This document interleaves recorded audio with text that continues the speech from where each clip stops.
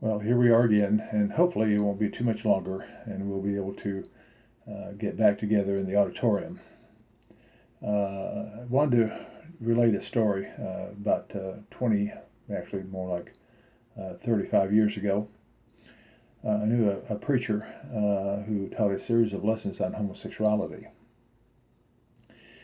He had done so for going on now to 2 months. He was doing it with visuals. Some of the men were getting a little, I guess you would say, uncomfortable, and so they went to see him, and they asked him, "Don't you think enough is enough?" His response was, "Well, if you're uncomfortable with it, then I need to do more lessons," and he did. I don't know, sex and church, although are woven together in Scripture, we don't like to talk about such things. And we're going to look at sex when it comes to adultery this week. And next week we're going to talk about divorce and remarriage. I know some people put those two together. I personally think that we need to look at them separately. Jesus spoke as they were separate as well.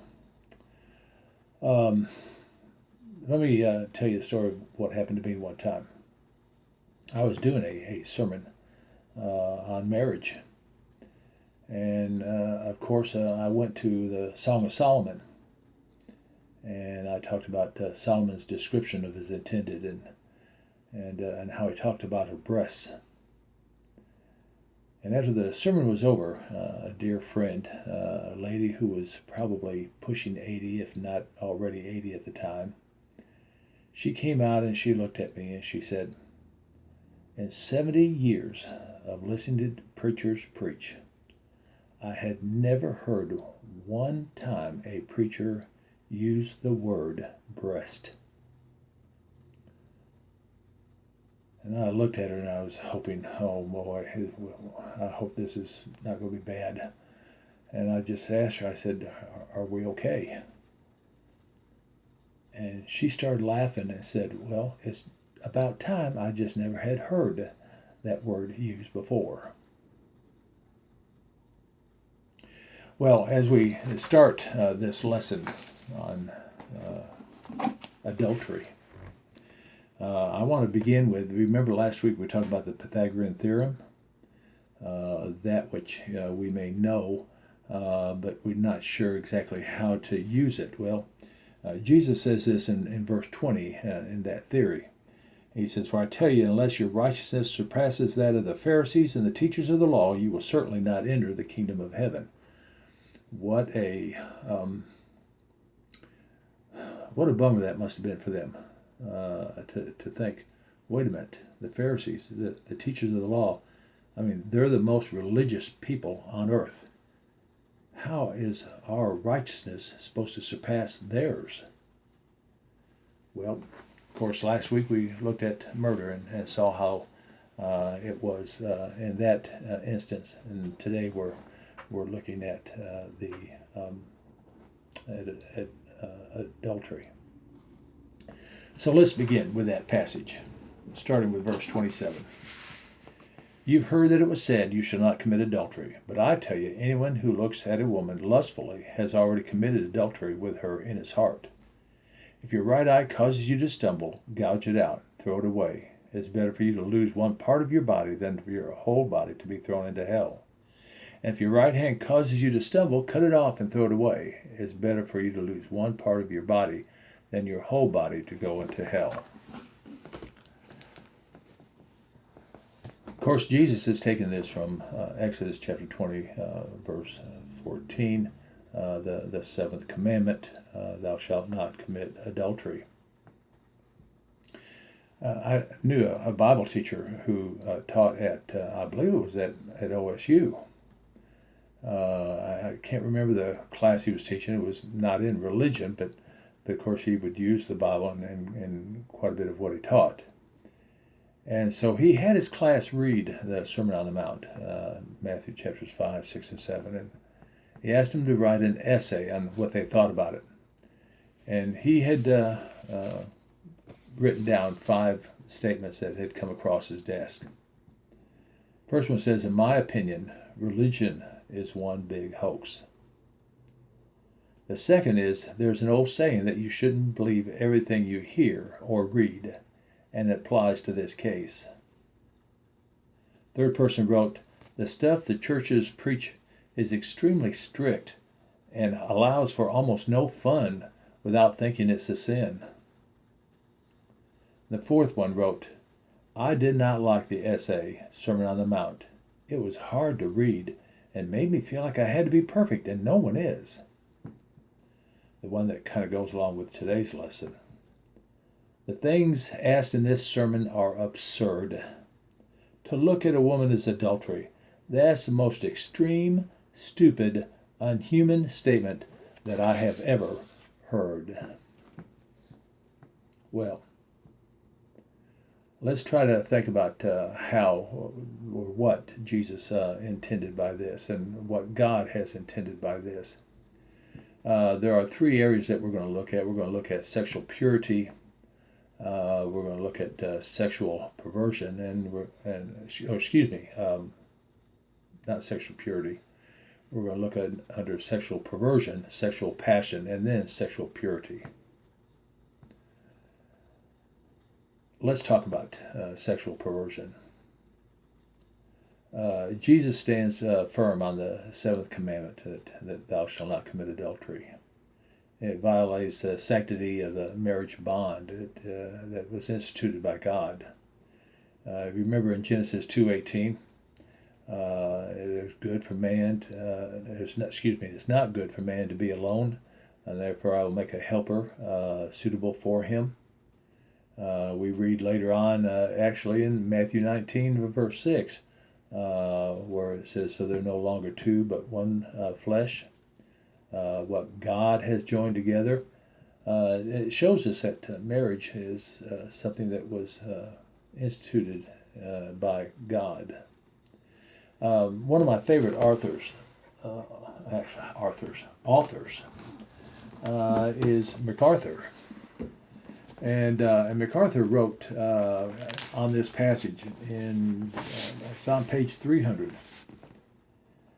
He says, ours is a day of unbridled indulgence in sexual passion. People propagate, promote, and exploit it through the most powerful and pervasive media known to man. It seems to be the most uninterrupted theme in society's entertainment. Mass media uses sex to sell its products, to glamorize its programs. Sex crimes are at an all-time high, while infidelity, divorce, and perversion are justified. Marriage, sexual fidelity, and moral purity are scorned, ridiculed, and laughed at. We are preoccupied with sex to a degree perhaps never before seen in civilized culture. I think you can say with me that you agree with MacArthur.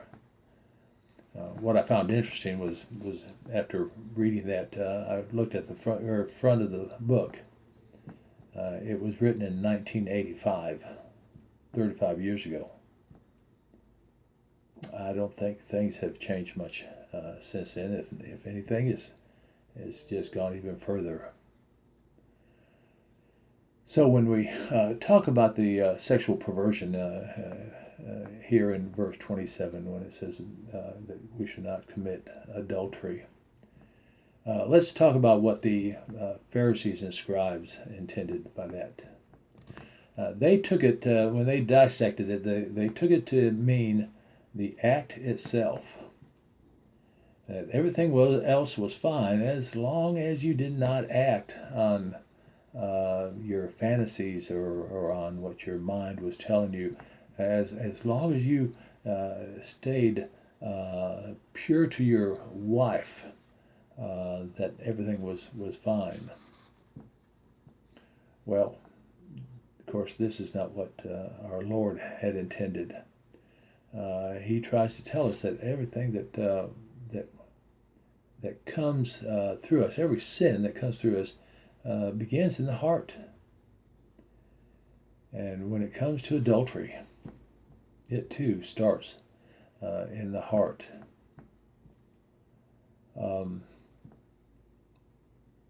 I think about the fact that so many people today are violating the sanctity of the marriage bond that's instituted by God without even thinking about it. It just, to them it comes natural.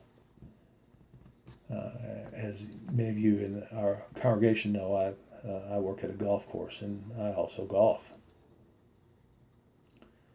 And just yesterday, I heard three guys that I was golfing with laughing and talking about somebody who was on their third marriage. And they all talked about how absurd it was to think that when you got married that was it, that you were dead to everybody else. And of course they looked at me and they knew I was a preacher, and they asked me the question that I've been asked many times before: how long have you been married? And of course I told them, and they looked at me and they said, really? As if nobody could do anything like that. It's the looks that I get many times when people ask about how long I've been married. A lot of times I'll get people to slap me on the back and say, good for you, as if it was an impossibility in all cases, and I was just a strange cat. Well, many of you know that it's not strange, and many of you know that God has intended for us to remain married with our spouse of our youth, as the Bible puts it. But when we think about this adultery, we need to understand that what we're looking at is sexual perversion. We need to be on guard against this culture that's bent on sexual hedonism. God created companionship. There's nothing wrong with that. It was for our enjoyment. Two passages I wanted to read. One is Song of Solomon. No, it's not the one with the word breast in it. But it's chapter 8, and it's verse 5 and 6. It says, I aroused you under the apple tree, where your mother gave you birth, where in great pain she delivered you. Place me like a seal over your heart, like a seal on your arm. For love is as strong as death is, jealousy as enduring as the grave. Love flashes like fire, the brightest kind of flame. Solomon is trying to get us to understand that how God created this, not for perversion, but for our pleasure. Again, in chapter 5 of Proverbs, Solomon writes, let your wife be the fountain of blessing for you. Rejoice in the wife of your youth. She is a loving deer, a graceful doe. Let her breasts satisfy you always. May you always be captivated by her love. Okay, so I used the word breast. But again, it is a purity of seeing our spouses that God had intended for us to see them. The Bible is not a prudish thing, and it's also not pornographic. It speaks of God's design for sexual expression and enjoyment, but it speaks of it within the confines of marriage. Verse 28 says, "But I tell you that anyone who looks at a woman lustfully has already committed adultery within his heart." This second section goes from sexual perversion to sexual passion. Again, that's God's design. Outside of marriage is where is the breaking of God's law. If you're looking and then wanting to commit adultery, that is actually the term for lust. Lust is more than just seeing someone that is pretty. I remember my dad telling me one time, he talked about lust being in the heart. And he said, it really has nothing to do with what a woman is wearing, whether she's wearing clothes or not. If you have lust in your heart, you'll lust. Well, it's true. I'd like to take the other side to that and ask, that we all dress modestly. But when it comes down to it, it's not the other person, it is us. But like I said, though, it's not looking, though. God intended it for us to see beauty in this world. That same father of mine who gave me that definition, I remember when we were boys, just the three oldest ones. So we're talking about, actually, I was not even a teenager yet, and the other two had become teenagers. We were in Bowling Green, Kentucky. We went there once a year from Michigan, and we always went in July when Dad got off from the Tecumseh products. And we were driving down the road, and Bowling Green is the home of Western Kentucky University. And of course, you can imagine, in July, those that were still there going to school, that if they weren't attending classes, they were outside. And oftentimes they were sunbathing. Oftentimes they would have bikinis on. And I remember we were traveling down the road, and my dad hit the curb just slightly, but jarred the car. And then my mother jarred him with an elbow. Well, I guess in a way you could say that that is a way of getting somebody's mind back on track. But there's nothing wrong with just seeing someone who looks beautiful that God had created. Physical attraction is not evil itself. So it leaves a room for a kind of God-honoring looking. The NIV seems to indicate that just in the fact that it uses the continual verb here when it says, if a man continues to look at a woman lustfully. So it's just not that look, but it is a continuous look that tends to lead one down the path of sin. Let's take David as an example. In 2 Samuel 11, verses 1 through 4, David sees Bathsheba bathing. I doubt in his palace, as high as his palace is, it was the first time he ever saw a woman bathing. And I don't believe in those first few verses that David sinned by seeing Bathsheba or her beauty.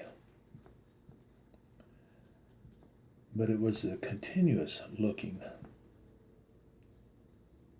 and then acting upon what was in his heart. There was the sin. MacArthur seems to point that out on page 303 in his commentary, that David was okay until he invited her to his bed. Jesus told us that the heart was where the seat of sin is. Actually at the end of this Sermon on the Mount, in Matthew chapter 7, verses 17 through 20, remember how he says how a good tree will produce good fruit, and how a bad tree will produce bad fruit. Well, think of that as a good tree, someone whose heart will not let them sin when they see something that is created by God, that is beautiful. And of course, the bad tree is one whose heart is intended for evil. And so when it sees beauty like that, well, it acts upon it. The final section in verses 29 through 30 is what I'll call sexual purity. It says, excuse me, if your right eye causes you to stumble, gouge it out, throw it away. It's better for you to lose one part of your body than for your whole body to be thrown into hell. If your right hand causes you to stumble, cut it off and throw it away. It's better for you to lose one part of your body than your whole body to go into hell. This passage has been debated and looked at and heads scratched, trying to figure out exactly what he's talking about here. There's one way of looking at it that makes me think. I don't believe it's what it was intended, but one way of looking at this is that Jesus knew that there would be people who would put up a fuss about this. I mean, they've been taught it was okay to lust after a woman as long as you didn't commit the act. And so he uses that by saying, okay, so if your eye is looking at her and makes you want to act, and you're going to act on it, then pluck your eye out. If your hand's going to make you sin, then cut your hand off. Thinking of that last part, the hand, that could have been used when it came to what we talked about last week about murder and hate. If your hate is going to cause you to murder somebody, well, cut your hand off so you can't murder them. But although, like I said, it's intriguing, I don't think that that's what Jesus had in mind here. I think what he's looking at here, he's using a line of reasoning and a line of interpretation, a hyperbole. He's saying that sexual purity is so important that we need to do whatever we can to make sure that we stay sexually pure. And if it means cutting something out that we're looking at, something that we're reading, something that we're doing, then those things need to be cut out. We need to remember that God has made us, has created us, not just for sexual purposes, but to be part of a community of believers.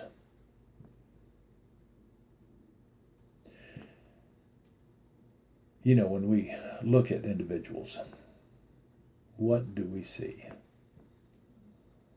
People have asked me about when my wife and I met. Well, we met at Harding University, and we met on a basketball court. And she and her roommate were shooting baskets at one end, and all of my club brothers, it was a club brothers and club sisters lunch that we were having. And all the club brothers were down at one end playing basketball, and these two girls were playing basketball on the other end. And people have often asked me, well, what attracted you to her? And I would tell them it was her jump shot. She had a beautiful jump shot. Okay, let's be honest. It was more than her jump shot. But what I saw there in her was the image of God. I saw a young lady who put God first in her life. And that attracted me to where I could see no other. The lesson is yours.